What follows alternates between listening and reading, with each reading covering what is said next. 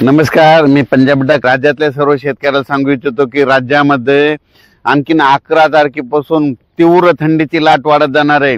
म्हणजे 11, 12, 13, 14 पासून राज्यात आता 15 दिवस चांगली तीव्र थंडीची लाट राहणार आहे, म्हणून हा अंदाज लक्षात घ्यायचा। सध्या तर राज्यात काय पाऊस येणार नाही, म्हणून हा अंदाज सर्व शेतकऱ्यांनी लक्षात घ्यायचा। राज्यात सांगायचं झालं तर पूर्व विदर्भ, पश्चिम विदर्भ, दक्षिण महाराष्ट्र, उत्तर महाराष्ट्र, कोकणपट्टी, खानदेश, मराठवाडा सगळीकडे म्हणजे असे 15 दिवस तीव्र थंडीची लाट राहणार आहे, म्हणून हा अंदाज सर्व शेतकऱ्यांनी लक्षात घ्यायचा। ज्यांना गहू पेरायचा तर पेरू शकता, चना देखील पेरू शकता। त्याच्यानंतर राज्यातले सर्व मका काढायचे असेल तर ते देखील काढू शकता। म्हणजे सर्व शेतकऱ्यांसाठी आनंदाची बातमी, तीव्र थंडीची लाट येणार आहे, राज्यात थंडी वाढतच जाणार आहे, म्हणून हा अंदाज लक्षात घ्यायचा। राज्यात सध्या तरी 15-20 दिवस काही पाऊस येणार नाही, म्हणून हा अंदाज लक्षात घ्यायचा।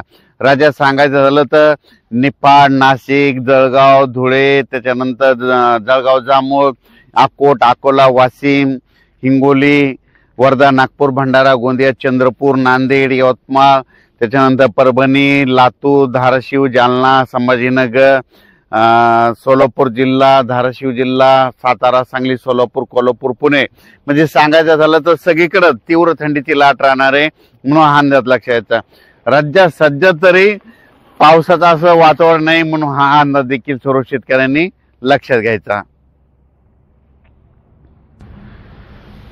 राज्यातल्या ऊसतोड कामगारांसाठी आनंदाची बातमी, राज्यात सध्या तरी पावसाचं वातावरण नाही, अवकाळी सध्या पाऊस काही येणार नाही, म्हणून हा अंदाज लक्षात घ्यायचा।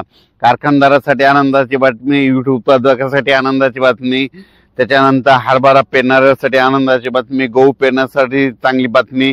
कारण की राज्यात सध्या तरी पावसाचं वातावरण आहे, राज्यात मात्र फक्त आता थंडीचंच वातावरण राहणार आहे, म्हणून हा अंदाज लक्षात घ्यायचा।